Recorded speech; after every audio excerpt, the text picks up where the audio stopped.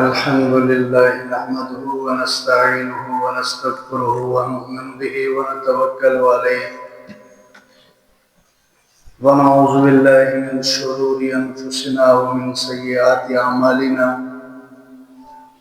من يهده الله فلا مضل له ومن يضلله فلا هادي له ونشهد أن لا إله إلا الله وحده لا شريك له ونشهد أن سيدنا ومولانا محمدا عبده ورسوله صلى الله تعالى عليه وعلى آله وبارك وسلم تسليما كثيرا كثيرا أما بعد فأعوذ بالله من الشيطان الرجيم بسم الله الرحمن الرحيم يا أيها الذين آمنوا كتب عليكم الصيام كما كتب على الذين من قبلكم لعلكم تتقون وقال الله تبارك وتعالى شهر رمضان الذي أنزل فيه القرآن وقال الله تبارك وتعالى فمن شهد منكم الشهر فليصم وقال النبي صلى الله عليه وسلم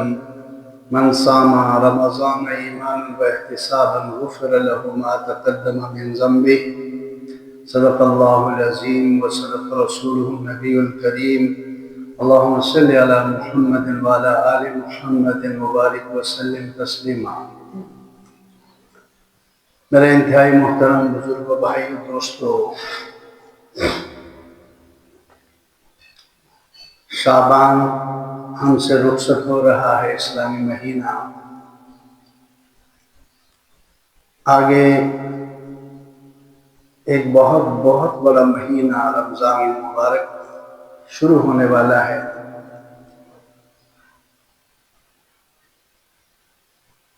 رمضان المبارک کو اللہ نے اپنا مہینہ قرار دیا ہے۔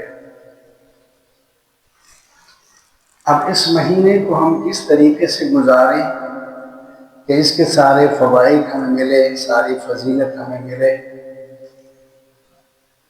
اس لیے آج انشاءاللہ اس بات پر ہم بات کریں گے کہ رمضان کس طرح گزاریں۔ ہو سکتا ہے بدھ کے دن یا جمعرات کے دن روزہ ہو۔ دوستو، پہلی سی بات اس میں یہ ہے کہ جب تک آپ اپنے کھیت کو، اپنے باغ کو جنگلی گھاس پھوس سے پاک نہیں کریں گے، اس سے فصل نہیں لے سکیں گے۔ یہ اصول ہے۔ اپنے باغ سے، اپنے کھیت سے فصل لینے کے لیے اس کو جنگلی جڑی بوٹیوں سے پاک کر کے، صاف کر کے پھر آپ محنت کریں گے تو آپ کو پھل اللہ عطا فرمائے۔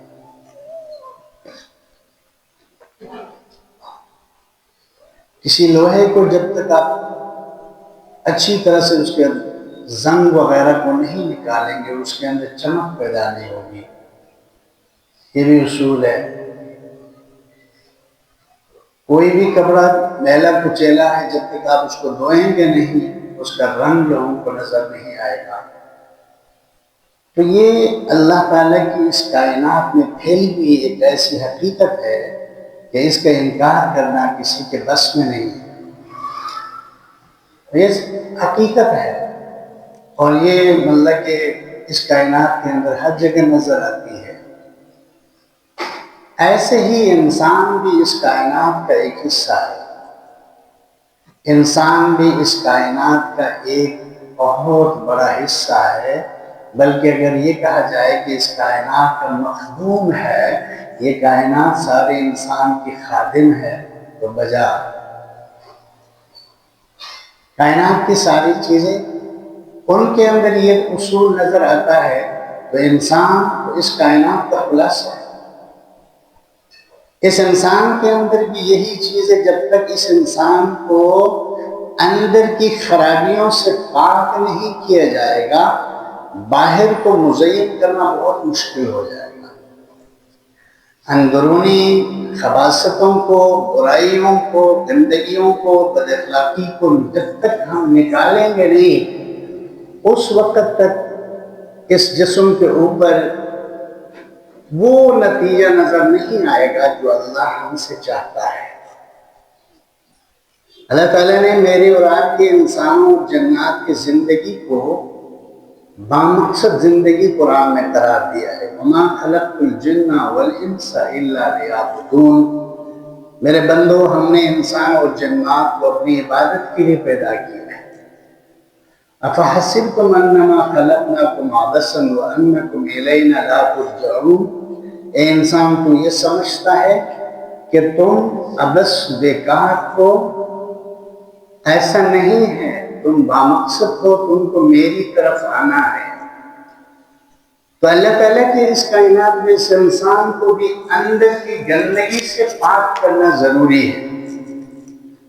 اور پھر میرے اور آپ کے رب نے جب انسانوں پر رحم و کرم، انسانوں پر اپنی رحمت دائمی طور پر عطا فرمانے کا ارادہ کیا تو قرآن مجید کو اللہ نے نازل کرنا شروع کیا اور حضور صلی اللہ علیہ وسلم کو نبی اور رسول بنا کر بھیجا۔ حضور صلی اللہ علیہ وسلم پر قرآن مجید کا نزول اللہ نے رمضان المبارک میں شروع کیا۔ اِنَّا أَنزَلْنَاهُ فِي لَيْلَةِ الْقَدْرِ وَمَا أَدْرَاكَ مَا لَيْلَةُ الْقَدْرِ لَيْلَةُ الْقَدْرِ خَيْرٌ مِّنْ أَلْفِ شَهْرٍ۔ اب قرآن مجید کا نزول رمضان المبارک میں ہے، وہ ایک اسلامی شریعت کا پہلا مہینہ رمضان ہے۔ شریعت کا بتا رہا ہوں، سال کا نہیں بتا رہا۔ دین اسلام میں قرآن کا نزول رمضان میں ہے تو شریعت قرآن ہی تو ہے، شریعت حضور صلی اللہ علیہ وسلم کی اس لائے ہوئی کتاب قرآن مجید ہی تو ہے۔ لہذا شریعت کا نزول جب اللہ نے رمضان میں کیا ہے تو ہمارے شریف سال اصولاً رمضان المبارک ہے، اور اس مبارک مہینے کو جب اللہ تعالیٰ نے رمضان کے ساتھ قرآن مجید کے ساتھ مزین کیا، میرے اور آپ کے لیے رمضان کی قدر میں کئی گنا اضافہ ہو گیا۔ قرآن مجید کے نازل ہونے کی وجہ سے رمضان کی قدر بڑھ گئی، اور اتنی بڑھ گئی سب عام روٹین کی زندگی، آپ کے فرض نمازیں ایک شمار ہوتی ہیں، جماعت کے ساتھ پڑھتے ہیں، 27 گنا بن جاتی ہیں، لیکن رمضان میں آپ کے فرضوں کو اللہ 70 گنا کر کے قبول کرتے ہیں۔ اور عام روٹین میں ہماری نفل نماز، ان کی جو نا بھائی ایک ثواب ہے، 10 ثواب ہے، یا نفل نماز کے جیسے ثواب ہے، لیکن رمضان میں آپ کی نفلی عبادات کو اللہ تعالیٰ فرض کے برابر لا کے قبول کرتے ہیں۔ لہٰذا اس کو جاننے کی ضرورت ہے کہ اس قرآن مجید میں وہ کون سا نظام اللہ نے ہمیں دیا ہے جس کے ذریعے ہمارے اندر کی پاکی 100% ہو جائے، اور ہمارے دل اور دماغ، ہمارا وجود پاکیزہ ہو جائے، اور اللہ تعالیٰ کی وہ رحمت جو اس مہینے میں اللہ اپنے بندوں کو عطا کرتے ہمیں مل جائے۔ جب ہم مجموعی طور پر قرآن مجید کو دیکھتے ہیں، قرآن میں 2 چیزیں آپ کو ملتی ہیں۔ کچھ چیزیں ایسی ہیں جن کو اللہ نے کرنے کا حکم دیا ہے، جب اللہ نے ایمان لانے کا حکم دیا، یہ کرنے والی چیز ہے۔ اللہ نے نماز کا حکم دیا، یہ کرنے والی چیز ہے۔ اللہ نے روزے کا حکم دیا، رکھنے والی چیز ہے۔ اللہ نے زکوٰۃ کا حکم دیا، جو نام ہے ادا کرنے والی چیز ہے۔ اللہ نے حج کا حکم دیا، اللہ نے امر بالمعروف نہی عن المنکر کا حکم دیا، اللہ نے دعوت اللہ کا حکم دیا، میرے اور آپ کے رب نے تبلیغ کا حکم دیا، میرے اور آپ کے رب نے سچ بولنے کا حکم دیا، امانت کا حکم دیا، دیانت کا حکم دیا، انسانوں سے خوبصورت لب و لہجے میں بات کرنے کا حکم دیا، وَقُولُوا لِلنَّاسِ حُسْنًا، ماں باپ کے ساتھ اچھا سلوک کا حکم دیا، وَآتِ ذِی الْقُرْبَىٰ حَقَّهُ، حقداروں کو ان کا حق ادا کرنے کا قرآن میں حکم دیا۔ میرے اور آپ کے رب نے نکاح کا حکم دیا، میرے اور آپ کے رب نے شرم و حیا کا حکم دیا۔ یہ وہ کام ہیں جن کا اللہ نے کرنے کا حکم دیا، یہ کرنے والی چیزیں ہیں، یہ معروف کہلاتی ہیں قرآن کی زبان میں، یہ احکامات معروفات ہیں، اللہ نے ان کو معروف قرار دیا ہے، یعنی مشہور کام جو اللہ چاہتے ہیں کہ میرے بندے کریں۔ لیکن میرے اور آپ کے رب نے قرآن مجید میں بہت ساری چیزیں ایسی بھی ہیں جن سے روکا ہے۔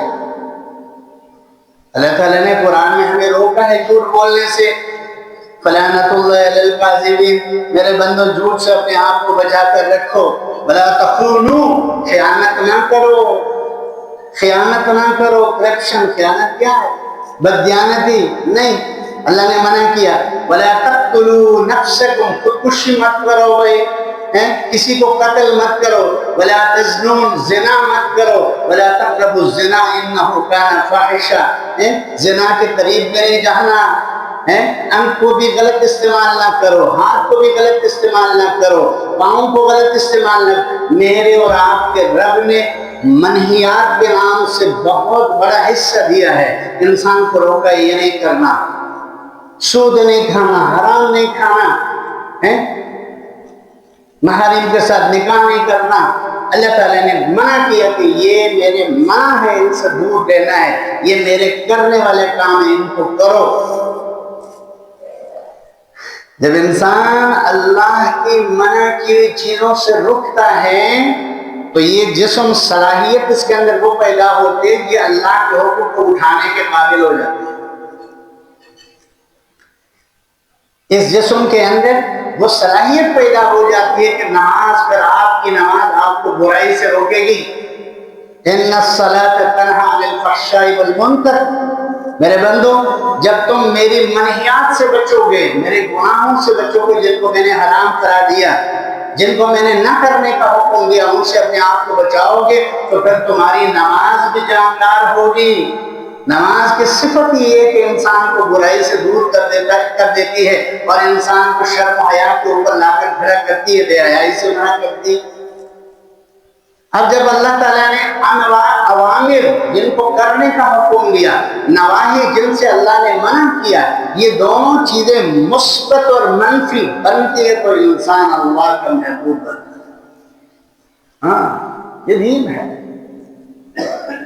ہاں اس دین کو جو نا بھائی، اس دین کو اللہ نے اوامر کے ساتھ، نواہی کے ساتھ بند کر دیا کہ میرے بندو یہ میرا فرمان ہے، اس کے مطابق چلو گے تو میرے محبوب بنو گے. قل ان کنتم تحبون اللہ فاتبعونی یحببکم اللہ ویغفر لکم ذنوبکم واللہ غفور رحیم.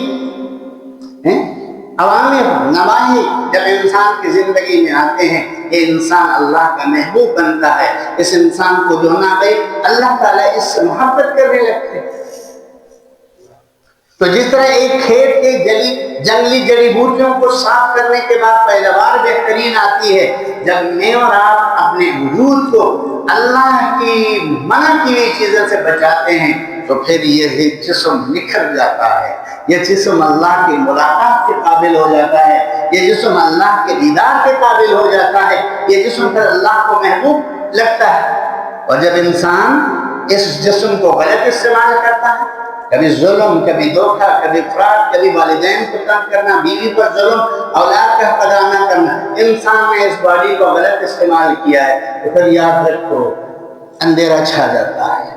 پورے بدن میں اندھیرا، پورے جسم میں اندھیرا، انسان ایک اندھیرے کی شکار ہو کر رہ جاتا ہے. کل جو نا ایک جگہ ایک اللہ کے نیک بندے بیان کر رہے تھے، مجھے بڑی خوشی ہوئی، یہ آپ تک پہنچا رہا ہوں. اس کی بات بڑی پیاری بات ہے. کہنے لگے کہ بھائی صحابہ کرام کی زندگی اللہ نے ان کے لیے دنیا کو مسخر کر کے رکھ دیا تھا. دنیا صحابہ کرام کے لیے مسخر تھی. مسخر کا کیا معنی؟ تابع، ان کے پیچھے چلتی تھی دنیا. ہمیں لے لو بھائی، ہمیں لے لو بھائی. وہ اس کو ضرورت کے مطابق لے لیتے تھے، باقی چھوڑ دیتے. فرمایا کہ دنیا کے تمام چیزوں، دنیا کے ساز و سامان کو ان کے لیے مسخر اللہ نے اس لیے کیا کہ انہوں نے اللہ کو محمد صلی اللہ علیہ وسلم کے طریقے پر راضی کر لیا. عجیب بڑی بات. اللہ راضی ہوتے ہیں محمد صلی اللہ علیہ وسلم کی اطاعت سے. اللہ راضی ہوتے ہیں محمد صلی اللہ علیہ وسلم کے نقش قدم پر چلنے سے. اللہ راضی ہوتے ہیں حضور صلی اللہ علیہ وسلم کی اطاعت سے. جب اللہ راضی ہوتے ہیں حضور کی اطاعت سے تو پھر کائنات کی ساری چیزیں آپ کے لیے خدمت پر، آپ کے لیے اطاعت پر آ جاتی ہے. اس کو تسخیر کائنات کہتے ہیں. ہوائیں ان کے مطابق، ہوائیں ان کے مطابق، پانی ان کے مطابق، ان کے مطابق جو ہے اس طرح دنیا کی چیزیں چلتی ہیں. مخالفت پر نہیں آتی ہیں، پھر مخالفت پر نہیں آتی. کہنے لگے اس زمانے میں ہم جیسے، وہ اپنی مثال دے رہے تھے، بزرگ شخصیت ہے، کہنے لگے کہ بھائی اس زمانے میں ہمارے لیے دنیا مسلط ہے، مسخر نہیں. اللہ کی نافرمانی کی وجہ سے دنیا ہمارے پاس ہے، مسلط کر دی گئی ہے ہمارے اوپر. اب اس دنیا کی وجہ سے آپ کی میری نمازیں چھوٹ جائیں گی، اس دنیا کی وجہ سے میں اور آپ بد اخلاق ہو جائیں گے، اس دنیا کی وجہ سے ہم لڑائی جھگڑوں پر اتریں گے، اس دنیا کی وجہ سے بغض اور کینہ ہمارے دل میں بڑھتا جائے گا، اس دنیا کی جو نا بھائی محبت کی وجہ سے ہم ایک دوسرے کے دشمن ہو جائیں گے. یہ دنیا مسلط ہونے کی نشانی ہے کہ دنیا کیسے مسلط ہو جاتی ہے. صحابہ کرام رضی اللہ تعالیٰ عنہ فرماتے محمد الرسول اللہ، لوگوں محمد میرے رسول ہیں. والذین معه اشداء علی الکفار رحماء بینہم، میرے نبی کے ساتھ جو لوگ ہیں یہ کافروں کے مقابلے میں سخت ہیں، منکر کے خلاف بڑے سخت ہیں، اور آپس میں بڑے رحم دل ہیں، آپس میں بڑے پیار کرنے والے، آپس میں بڑے محبت کرنے والے. تو میرے محترم، اللہ تعالیٰ نے قرآن کے اندر اوامر کرنے کے اعمال کا ایک بہت بڑا حصہ ہمیں عطا کیا. نماز، روزہ، زکوٰۃ، حج، یہ ساری چیزیں کرنے والی چیزیں، ماں باپ کے ساتھ اچھا سلوک، غریبوں کو محتاجوں کے ساتھ مدد کا سلوک، صدقات خیرات کرنے کا حکم اللہ تعالیٰ نے ان کو کرنے کا حکم دیا. اور کچھ چیزیں جن سے بچنے کا حکم دیا ہے ان سے بچاؤ. تو جب انسان اپنے جسم کو اللہ کی نافرمانی سے بچاتا ہے، ارادتاً اللہ کی رضا کو سامنے رکھ کر، پھر اس کے اندر تقویٰ آ جاتا ہے. اور اسی کے لیے اللہ تعالیٰ نے ایک مہینے خصوصی طور پر اللہ نے تقویٰ کی مشق کرانے کا حکم دیا. یا ایھا الذین آمنوا، اے ایمان والو، کتب علیکم الصیام، تمہارے اوپر روزے فرض کر دیے گئے. صیام، صوم کی جمع. صوم کسے کہتے ہیں؟ لفظ صوم کا معنی کیا ہے؟ رک جانا، روکنا اپنے آپ کو. اس کے لفظ کے اندر ہی روک ہے، روکنا ہے، منع کرنا ہے، رک جانا ہے. اس لفظ کے اندر ہی بات سمجھ گئے کہ روزہ کیسے عبادت ہے. یہ انسان کے اندر کی صفائی کی عبادت ہے. بھائی اندر کی صفائی، بغض سے، کینہ سے، عداوت سے، دشمنی سے، نفرت سے، گناہ کے جذبوں سے انسان کو پاک کر دیتا ہے روزہ. اسی لیے مشکات شریف کی کتاب النکاح کی حدیث ہے، حضور صلی اللہ علیہ وسلم نے فرمایا یا معاشر الشباب، فرمایا کہ نوجوانوں کی جماعت تم روزہ رکھا کرو، فَإِنَّهُ أَغَضُّ لِلْبَصَرِ وَأَحْسَنُ لِلْفَرْجِ. یہ روزہ رکھنا تمہاری شرمگاہوں کے لیے اور تمہاری نگاہوں کے لیے پاکی کا ذریعہ ہے. دیکھ رہے ہیں؟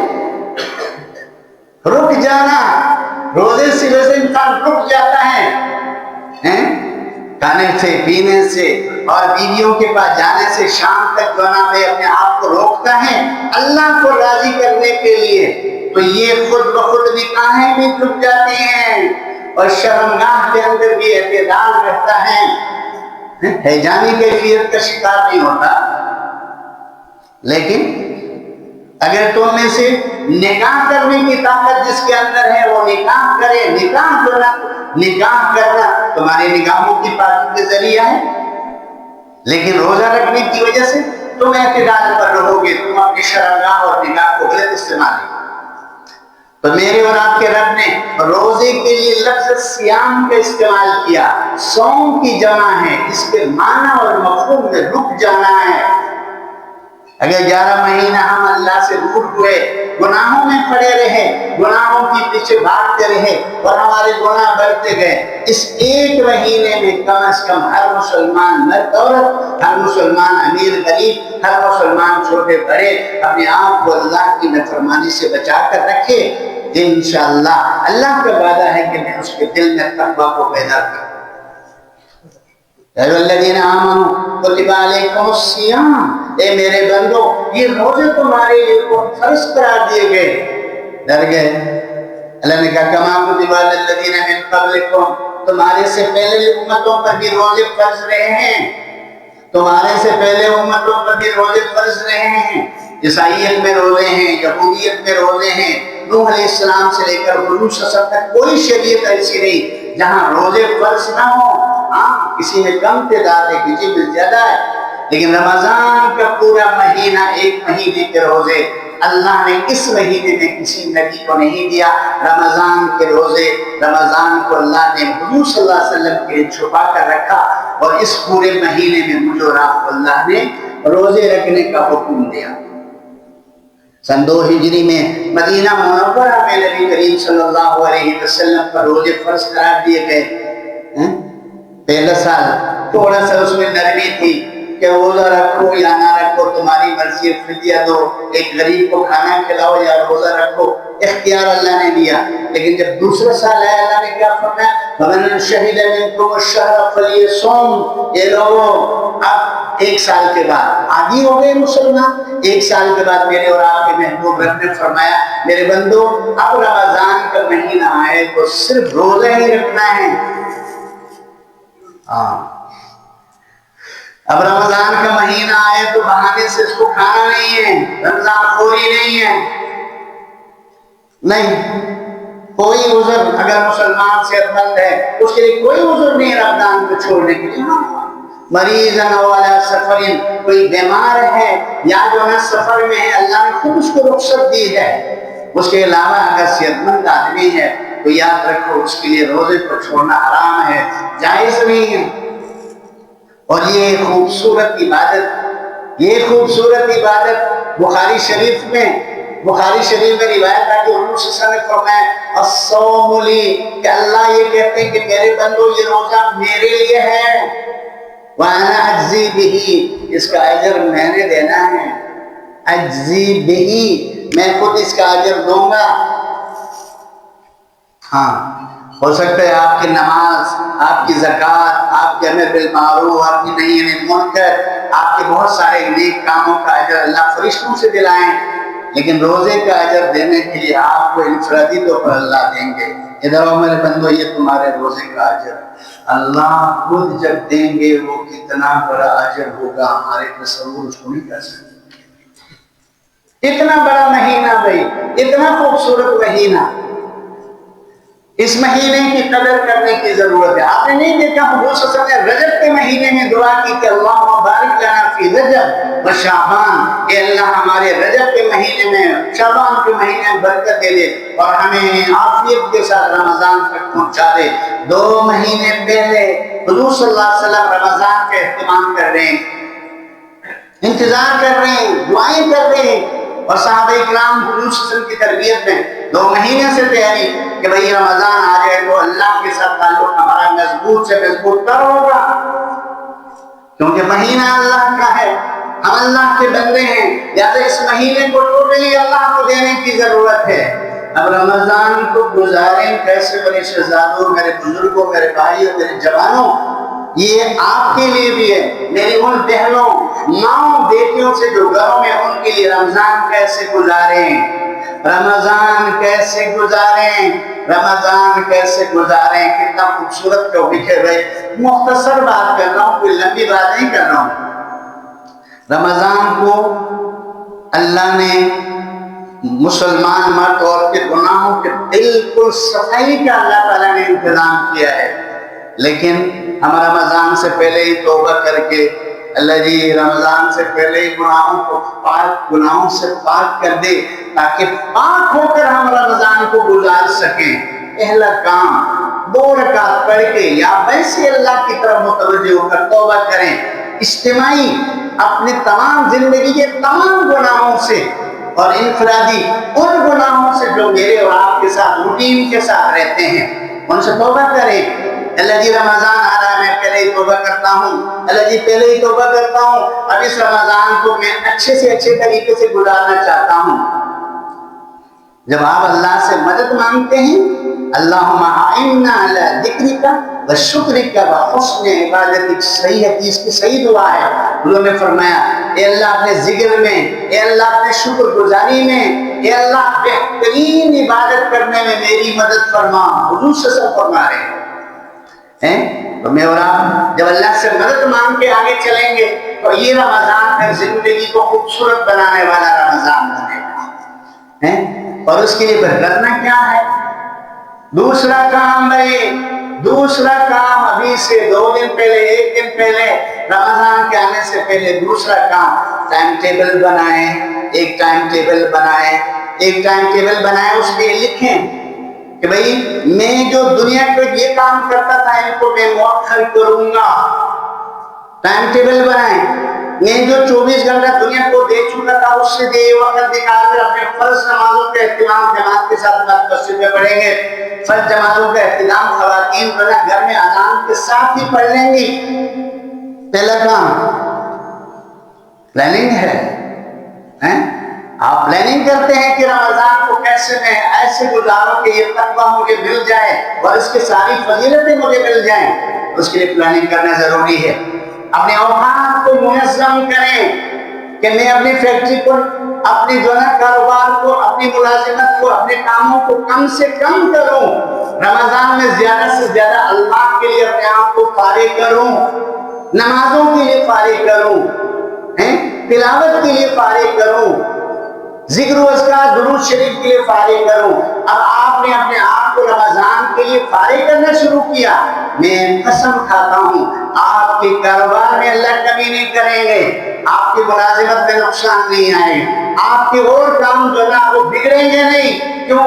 آپ نے اللہ کے لیے کاموں کو آگے پیچھے کیا ہے رمضان کو بہتر بنانے کے لیے۔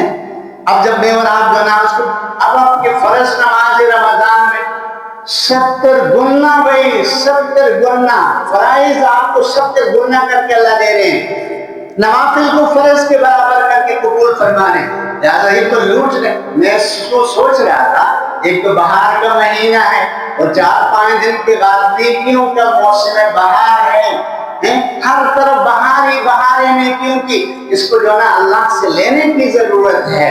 یعنی ہم اپنے کاموں کو آگے پیچھے کریں، جتنا دنیا کو وقت دے دے اس کو کم سے کم کریں، آخرت کو، اللہ کو اور رمضان کو وقت دیں گے تو تقویٰ حاصل ہو جائے گا۔ اور رمضان تو قرآن مجید کا مہینہ ہے، نمازوں کے ساتھ قرآن مجید سننا، تراویحوں میں بڑا دکھ ہوتا ہے اس بات کا کہ بھائی رمضان آتے ہی بحث و مباحثہ شروع کرتے ہیں مسلمان، وہ شیطان ان کو لڑاتا ہے کہ 8 پڑھے، 10 پڑھے، 12 پڑھے، 20 پڑھے، کیا خدا کے لیے ان چیزوں سے نکل جاؤ۔ میں آپ کو خدا کا واسطہ دیتا ہوں، یہی جو میں میرے اور آپ کے اختلافات نہ اللہ کو پسند ہے نہ اللہ کے رسول کو پسند ہے۔ کوئی آ کے آپ میں سے کھڑے ہو کر یہ سمجھائے مجھے کہ اللہ نے اس اختلاف کو پسند کیا، نہیں بھائی، اسلام کرنے کا مذہب ہے، کرنے کا دین ہے۔ نماز تراویح آپ اپنے مسلک کے مطابق پوری پڑھ لیں، 20 والے 20 پڑھ لیں، اور اس میں جو قاری صاحب، اچھے قاری صاحب تلاوت کوئی کرتا ہے اس کے پیچھے جا کے تراویح کی نماز کا اہتمام کریں۔ خدا کی قسم تراویح کی نماز حضور صلی اللہ علیہ وسلم کے زمانے سے لے کر آج تک امت کے اجتماع سے ثابت ہے، اس کے خلاف نہیں ہے۔ اور پھر ہمارے اور آپ کے اختلافات کی وجہ سے جدید نسل، نوجوان نسل تراویح کو بالکل چھوڑ ہی دیتی ہے، پھر وہ قرآن سے کٹ جاتی ہے۔ قرآن سے جڑنے کے لیے تلاوت کا بھی اہتمام کریں، قرآن سے جڑنے کے لیے استقامت کے ساتھ 1 مہینہ ہمت کر کے قرآن کسی قاری صاحب سے سنیں، نمازوں میں تراویح کا اہتمام ہو، صدقات خیرات کا اہتمام ہو، غریبوں کی افطاری کا اہتمام ہو۔ اپنی افطاری کے ساتھ بڑی مہنگائی ہے، غریب لوگ جب فروٹ لینے کے لیے چلے جاتے ہیں خدا کی قسم ان کا رنگ پیلا پڑ جاتا ہے۔